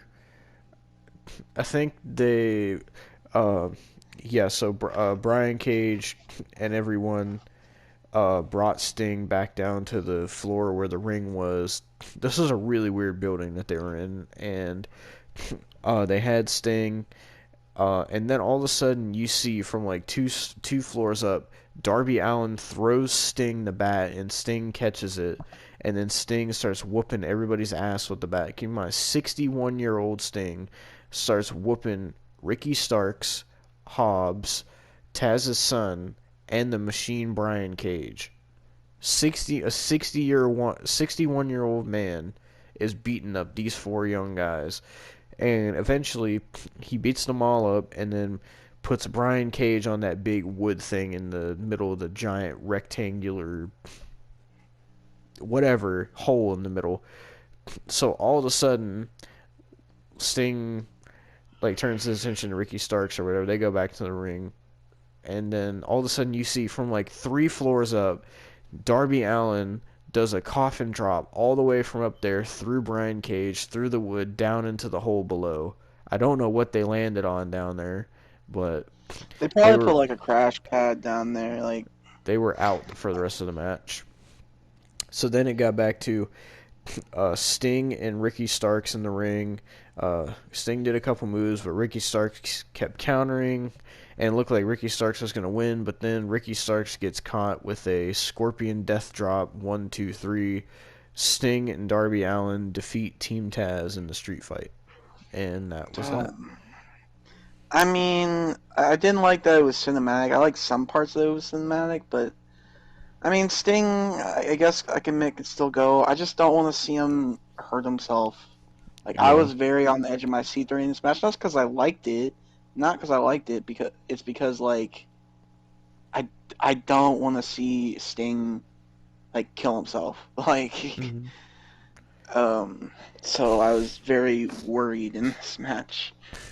Um, I mean, it turned out better than what I had expected going into it because when I was going into it, I was like, "Oh, this is gonna suck, and Sting's probably gonna get hurt." That's what I was thinking. that's what I was thinking too. I mean, But it turned out to be decent. yeah.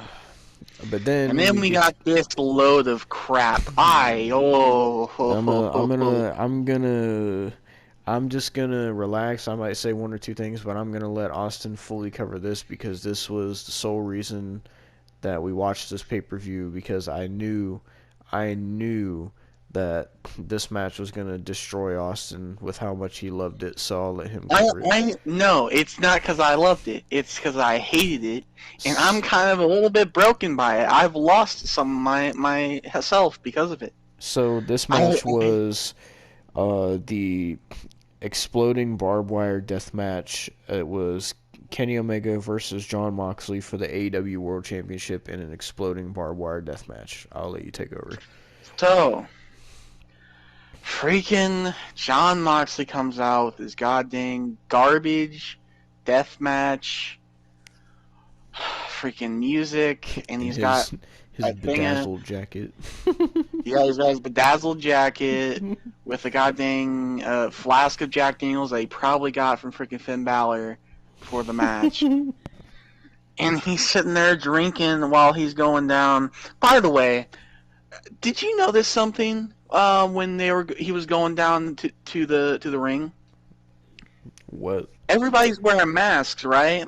Hmm. Nobody's social distancing.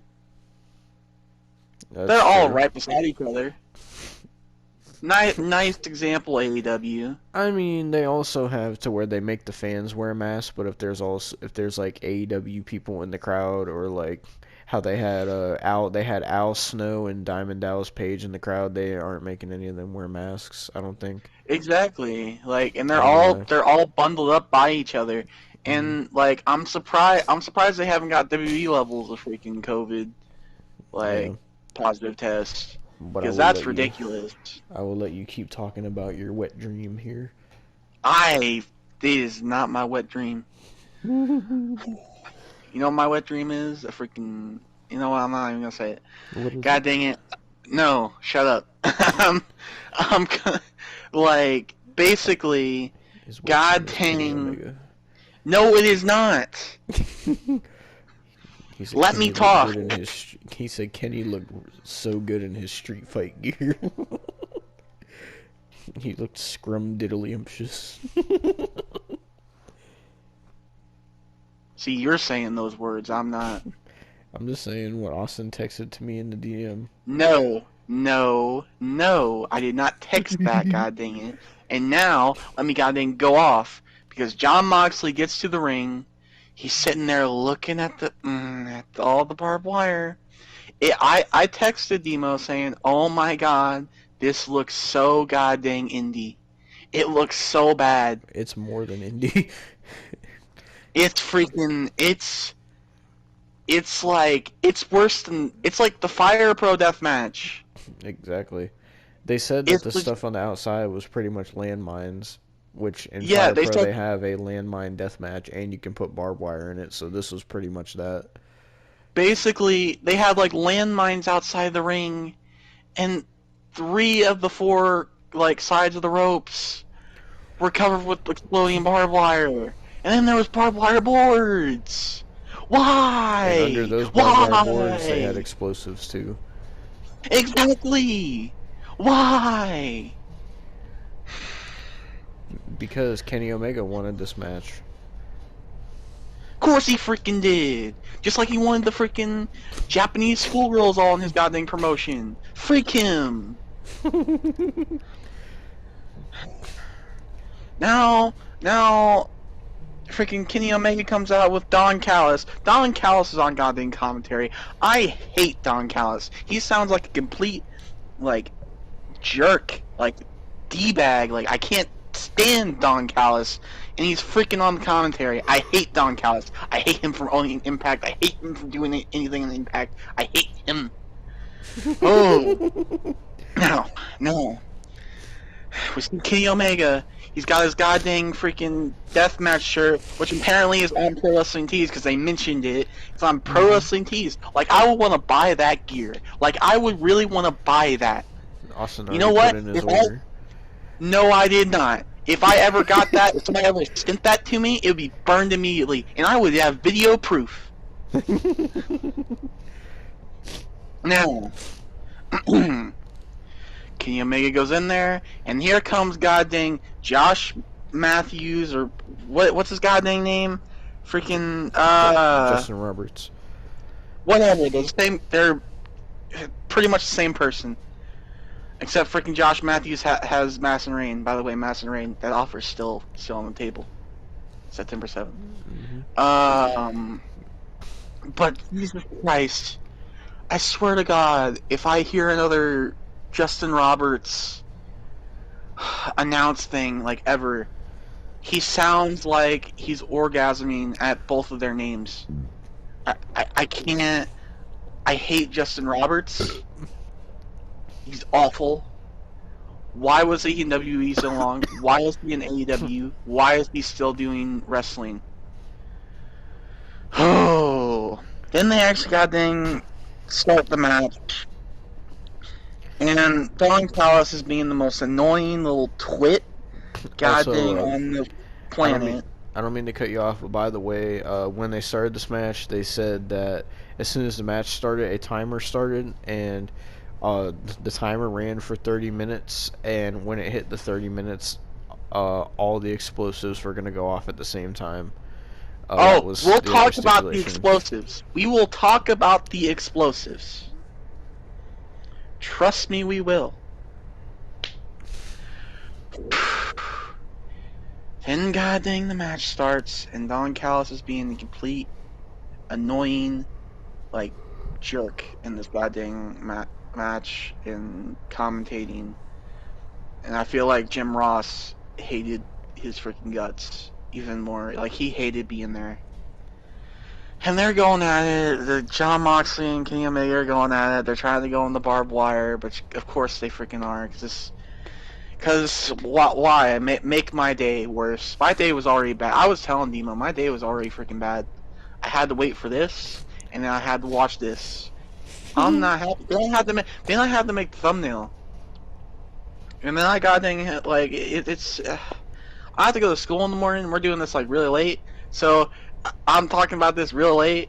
I mean, I'm not mad about it because we're getting it done. But my freaking god, I, I, I have had a bad day. You had a bad day. Oh, I'm sitting there, and freaking, they're teasing that they're gonna put their faces in the barbed wire. They never do it. Like, at least their faces anyway. Actually, no, I think they did it once with Kenny Omega's face, which was kind of nice to see because he got his freaking face battered. But still, God, dang it, dude. They kept fighting until finally Kenny Omega blinded John Moxley and threw him into the barbed wire, which is our first explosion or whatever in the match. I mean, it looked brutal. But oh my god, it's so... Why? Who thought of this? Who thought of this in the first place? Like, ever? Like, why? Who would want to do this to themselves? Who? Kenny Omega wanted the match, and John Moxley's history with CZW type stuff. I know, but like, who invented it? Who? Matt. I don't know who invented it, but this match hasn't been done since like the 80s, I think, when Cactus Jack and Terry Funk were doing it and shit. I mean, I can understand why they would want to do it, because they're crazy freaking lunatics. But like, god dang, why? Who I'm... It's like the people in Japan who freaking invented the piranha death matches. I saw that one day and I was like, why? Why would you want to be put in a goddamn tank full of piranhas? That's like, why? Like, people, I swear people have a death wish. I swear. But nonetheless, John Moxley is getting beaten and battered. I think he gets cut open with some... I don't know. Where did he get cut open from when he got, like, that big gash on his forehead and he was... What was that he got cut open from? Was it the trash can? I'm trying to remember. Because I know he got thrown into... They had barbed wire boards set up in the corner and John Moxley got thrown through one of those. I don't know if he started bleeding that was after after. That was after. It might have been... It might have been the I'm trash thinking it was can. that, like... I was thinking it was, like, that weird freaking famouser on the trash can. Yeah, that's what it was. That's what it was. Okay, yeah, so he starts gushing blood. And... You could tell he bladed on that. Yeah, you could tell. That was He made definitely a deep blade cut, job. too. Oh yeah, that was like an MJF deep cut. Do you remember MJF doing the blade job at Revolution last year? Actually, Yeah. yeah, that was like a MJF blade cut. But nonetheless, they keep going. John Moxley gets put into the barbed wire again. And then eventually, Moxley puts Kenny Omega in the barbed wire once on his front, and then he drop kicks him again, and he hits his back, and Kenny Omega's messed up. Oh, I was done after this. I was done in the middle of this. I was done before this. Oh, the match keeps going. And it keeps going and going and going. They finally do like a paradigm shift on those landmines or whatever. They go back into the ring. here comes Gallows and Anderson. They're sitting there helping Kenny Omega because of course they are, because they've went to Impact and they are Outlaw Mud Show wrestlers now. So they're helping Kenny Omega. Finally, Kenny Omega hits a one-winged angel, but Moxley kicks out, and then he hits the one-winged angel on the chair, and it's over. 1, 2, 3, and then god dang, they just handcuff him, and they keep beating him down while the timer counts down, and then the timer finally counts down. Eddie Kingston comes out to try to save him. For some reason, Eddie Kingston can't god dang freaking pick him up and leave, because Eddie Kingston is obviously stupid right now. And Eddie Kingston sits there and goes on, like, piles on top of Moxley to try to save him. And then here's where, you could, after I go off, you could state your goddamn opinion. This gave Austin a full-blown erection. No, it did not. God dang it, dude. I swear. The countdown stops. We get sirens. And it's about to blow up. And I swear to God, the explosions and I say explosions with quotations, that happened looked like sparklers that you could have got at Walmart right around the 4th of July. It was the most Joey Janela Bloodsport indie mud show garbage I have ever god dang seen. And Austin loved it. No, I did not. I despised it with all my goddamn being. Dude, I was so drained by this, but after I saw those goddamn Walmart sparklers, actually, you know what? They were probably Dollar General sparklers. You know what? Dollar Tree sparklers. I almost lost it. I almost legit lost it. I am so goddamn mad about it. And I'm never watching AEW again. I canceled my goddamn recordings. I freaking will never go through the hassle of going to watch wrestling, to watch any of their pay-per-views. I will never. I'll block them on Twitter. You know what? I'll do it right now. I'm blocking them on Twitter. So I'm freaking doing all that. So, like I said, I was watching this with my friends, and they were kind of shitting on this match because they felt like in this match that Jon Moxley was taking most of the punishment and Kenny Omega wasn't really wanting to take anything. He eventually did take some stuff, but Jon Moxley took way more in this match than Kenny. I think this match actually was the way to get Moxley off TV, because from what I could tell, Renee Young is way far along than freaking Brandy. Yeah. So now AEW is going to be without Jon Moxley and Cody Rhodes and Brandy for a while. You know, Moxley could stay gone for a while. I could deal with Moxley staying gone. You know what? All we gotta do now is, like, I don't know, get Marco Stunt to break his legs, get Kenny Omega to job out and then leave, and get all the indie mud show wrestlers out, and we'll be fine. We could actually have a good show. But no. No. You gotta appease the people like Tony who love this garbage. I bet you he loved this match. He enjoyed it, didn't he? I mean, for the most part, my friends enjoyed it for the most part, but like I said, they complained about how Kenny wasn't taking as much as Moxley was. And like when the whole thing happened with the countdown, and they were saying like, oh my god, they need to get out of the ring," and they were hyping it up and stuff, and then it was just like they went to their local Phantom fireworks shop and just got like sparklers and Roman candles.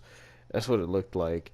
And all my friends were disappointed and they were mad, and they said that that was the worst part of the show, and they were shitting all over it, and they were saying this might as well have been like Moxley versus Omega in a sparklers match, or like Moxley versus Omega in a Bic lighter match, and stuff like that.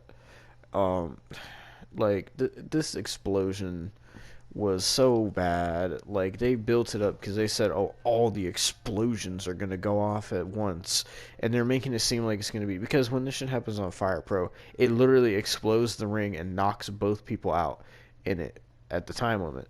Uh, so what they should have done was they should have not had Kenny beat Moxley the way he did. They should have had them go to the time limit, then have the ring explode like under the ring to where the ring falls apart and it actually God, affects how them a many little freaking bit. social medias does AEW have? I'm pretty sure they have All Elite Wrestling, AEW on TNT. I don't know what else, but God, uh, they have that. They have freaking AEW Games, AEW Dark, AEW Heels, AEW. Freak, dude. they I'm should blocking have all of them. they, they should have had Kenny and Moxley go to the time limit, then have the ring explode, not to where it kills them, but to where like the ring falls apart and it legit looks like it could knock them out, and then just have Kenny just get his arm over Moxley 1, 2, 3, and then just do it that way. That They would have have been better. ShopAEW.com as well. But yeah, this match was kind of eh. I mean, it did deliver on the whole exploding barbed wire deathmatch aspect of it, and I'm sure them getting thrown into the barbed wire and explosions hurt like a motherfucker. Whether you like them or not, I know damn well that hurt like a motherfucker, getting thrown into all that. But at the same time, it's like this match didn't need to happen. These guys have fought before in the past. Kenny is the one that took the AEW title off of Moxley. They haven't had very good matches before, and then to randomly add this stipulation, which makes no sense, I'm gonna because you would send think you all these screenshots you would just so you have proof. you would think that John Moxley would be the one to ask for this match, not Kenny Omega. That's what you would think. But then Kenny Omega is the one that requested this match. And it just all didn't make sense. It was all bad, and then the freaking pyro. That's what it was, pyro. It wasn't even like explosions. And it was just bad. It was so bad. And then the worst of it all was Eddie Kingston covered John Moxley to act like he was going to save him. Oh, And then I forgot. And then the sparkler fireworks went off, and nothing even got close to hitting him. And then guess what Eddie Kingston did? Eddie Kingston was all of a sudden unconscious when literally nothing happened to him. All of a sudden, Eddie Kingston was unconscious on top of John Moxley. And when the pyro was going off and it looked shitty, the commentators... Oh. There goes Austin. But the commentators were like saying... They were like, oh my god, oh my god, oh my god, when it was going off, acting like it was this big dangerous thing. Don't get me wrong, it was dangerous, but oh, here comes Austin. I'm sorry, I accidentally almost Instagram called you. Because it said you had a I was trying to internet send you connection this failure. screenshot. But yeah, no. the commentators were, when the explosions went off, they were like, oh my god, they need help. And it's like nothing even got close to hitting them. It looked fake. It looked so bad. It was all just bad. All 7 of their accounts have been blocked by me. And that was how AEW Revolution 2021 went off the air. Was with Kenny Omega holding up the AEW title as John Moxley and Eddie Kingston lie unconscious from not even getting hit by anything at the end. And that was AEW Revolution 2021. I freaking hated it. It's the worst goddamn pay-per-view I've ever seen. It's worse than Hard to Kill. And that's saying something. So you're That is saying saying a whole lot. So you're saying the Eddie Edwards and Sami Callihan barbed wire death match was better than the Jon Moxley Kenny Omega exploding barbed wire death match? I'm not saying that they were any good. I'm not saying that they were better. I'm not saying anything. These shows have been some of the worst shows I have ever seen in my entire life. Somehow, some way, the other AEW shows were better than this one. Well, Somehow, this has been the worst goddamn AEW show. Well, speaking of AEW shows, for those who don't know, AEW is now going to have a second weekly show called AEW Dark, AEW Dark something. I forget. Hold on. I don't freaking know. I don't care. Hold on a second. It's on YouTube again. Why would I want to know? Also, AEW has their own app as well. Let me see. I sent it to him. I sent it to you. Let me see. Can you send it to me? Well, I told you that they had another show, and you were like, "Why, God, why?" Oh, I thought you.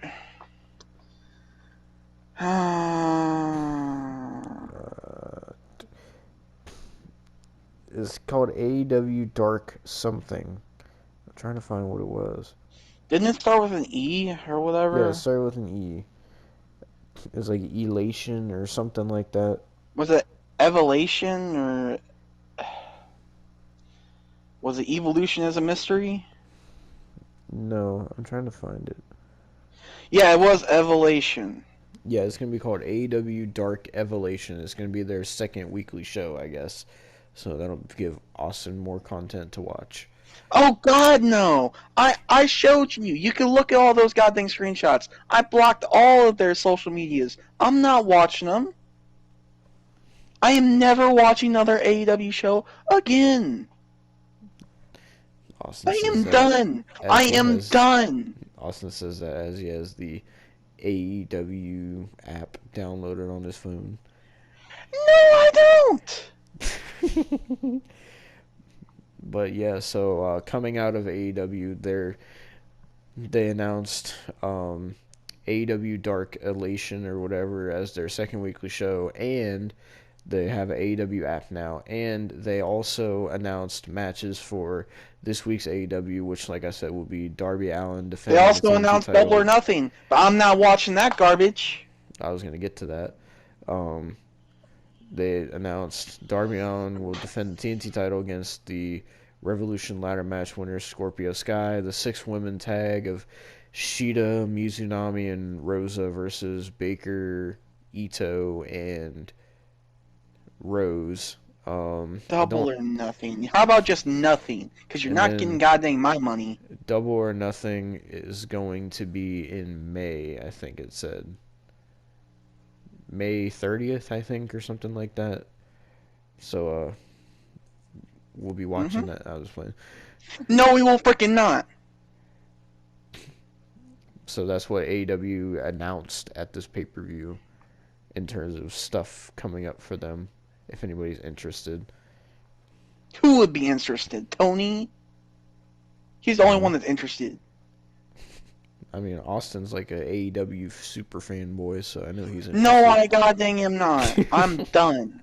Austin has his AEW merch and his Kenny Omega undergarments and his fucking unrivaled full 6 sets and his fucking goddamn AEW full scale ring and toy belt.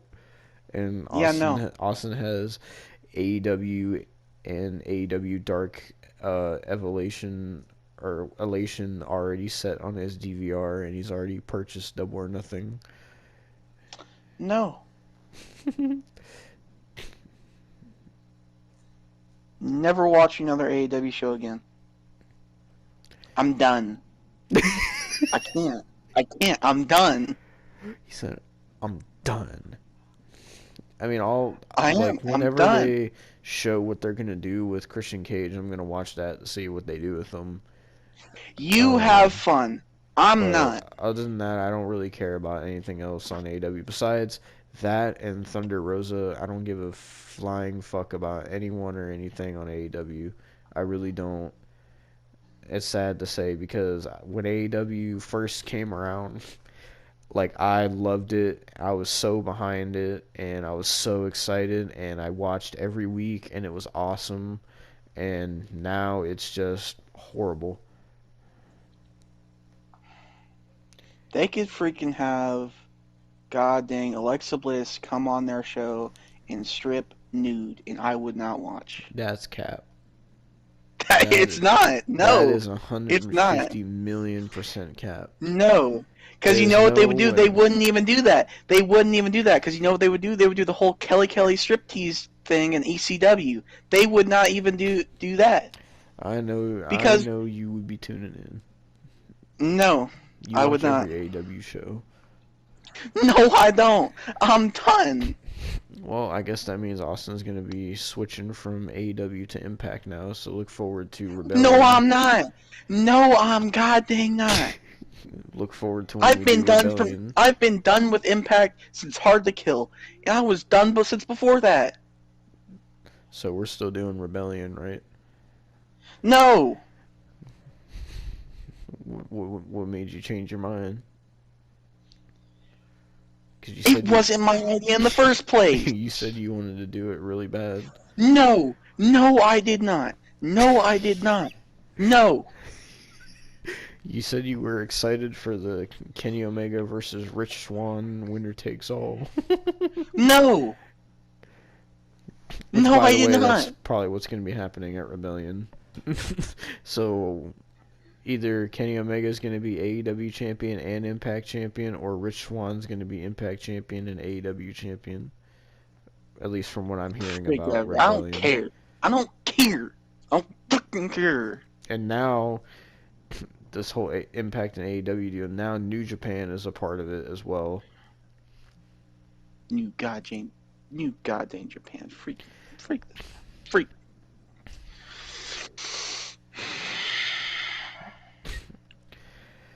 Well, this might have been the show that finally broke Austin. As soon as the show was over, like I had texted Austin and he didn't respond to me, so I texted him again, and I said AustinKelly.exe has stopped working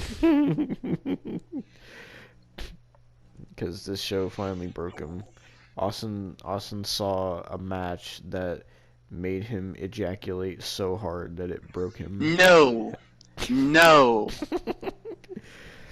You just wait till they do a freaking whenever John Moxley comes back and they do Moxley versus Omega 4 or whatever the fuck it is. That's okay. They could do that all they want. I won't be watching it. So I guess we'll be doing Double or Nothing and then All Out, right? No. But Austin, what if they have a We'll be doing nothing what in if they out. do That's what if, we'll be doing. But what if they do Kenny Omega versus Christian Cage in a Piranha death match?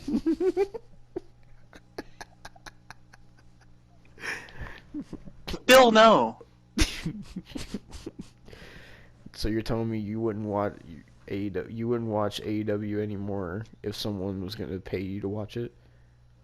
No. I'd So- rather get my own. I'd rather get in my own job at a goddamn Walmart or freaking 7-Eleven than goddamn watch AEW and get paid.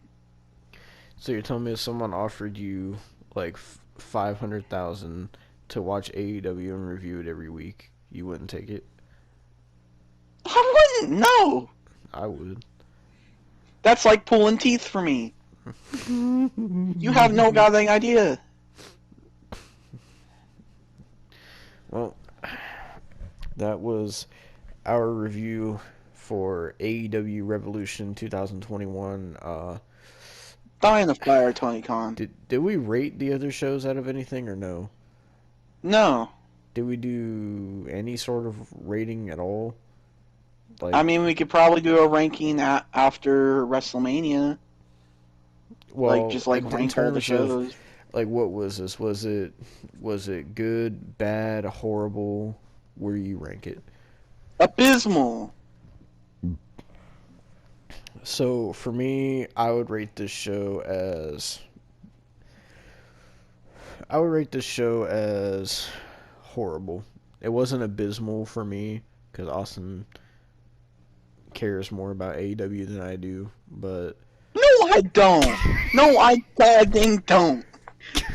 he's more of a passionate AEW mark. I'm not an AEW mark.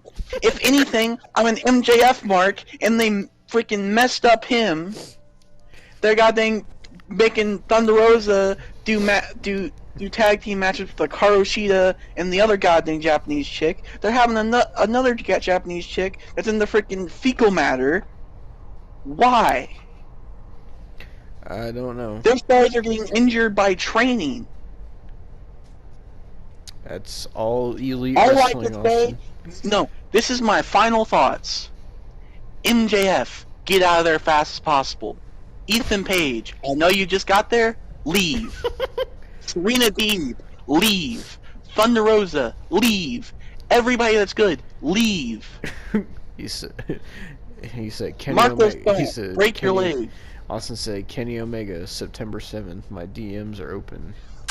No, I did not. You know what Kenny Omega could do? Fall in a well and stay there. The well that leads right to Austin's anus. I was playing. No. Oh my god. So I see backstage on AEW. It's kind of like a train, like so all the Japanese wrestlers please Kenny Omega so they can win matches, and then Kenny Omega has to please Austin if he wants to keep being a vice president. No. And then Austin has to fondle Tony Khan to have employment. No. I didn't know you were a backstage AEW exec. I'm not. If I was a backstage executive, I would do everything that is not happening right now. I would make Serena Deeb wrestle injured because their freaking women's division sucks. Oh my god. Well, my fucking head hurts, so I'm tired, so I'm done with this review. Thank you all for watching. This was the review of AEW Revolution 2021. Our next review coming up will be WWE Fastlane, which is, I don't know what day. It's probably going to be better than this, and it has freaking Nia Jax on it. It's probably going to be freaking better, even with her on it. Yep, because they're doing a rematch from the Chamber of Sasha Banks and Bianca Belair versus Nia and Shayna for the tag titles. Again. And guess what? Sasha's probably going to get pinned. Again by Nia Jax. Again. Unless Dakota Kai and Raquel come out during this match. I don't know. But God help us all. I don't know what else they're going to announce for Fastlane, but I'm assuming probably Miz and Lashley. I don't fucking know. I'm assuming that they're going for like a Cesaro and Seth Rollins thing as well. I don't know. Mm-hmm. Oh wait, actually they have Daniel Bryan and Roman Reigns set for it. Oh yeah, that's true. That's true because Daniel won a steel cage match against Jey Uso on SmackDown. And now he's facing Roman at Fastlane for the title, which Daniel's not winning because they obviously want to do Roman versus Edge. But we'll get to that when we get to that, because that's going to be our next review. All we have left, Austin, is Fastlane and then WrestleMania, unless you said something about a takeover. Oh yeah, true. There might be a takeover before Mania, and it actually might be 2 nights, so I'm hoping not. The takeover might be 2 nights? Yeah. Why? I heard something about the takeover might be 2 nights. It doesn't need... They don't have enough people to make it 2 nights, unless they put NXT UK on there. I know, but like, how am I supposed to tell them that? I can't tell them that. I will only watch that show if you agree to watch Rebellion. No. No. So our next review is Fastlane WrestleMania. We're not watching Takeover. Mm-hmm. Too bad we'll miss out on another Johnny Gargano and Kushida classic. I don't give a crap, dude. Well, thank you everybody for watching. I'm gonna fucking go to bed, and Austin's gonna go freaking Jeez. touch himself to Kenny Omega holding it No, over his I'm gonna head. go to bed as well. I am no. Austin's gonna be dreaming about this match. The way They'll be dreams, but they'll be freaking nightmares. Austin's gonna be freaking. Well, Austin's gonna be rewatching this match and exploding like those explosions at the end of this match. Nah. He said Kenny Omega cum shots. Oh, thank you for watching, everybody. We will see you all for Fastlane. Die, Kenny Omega. Peace. Austin loved that match.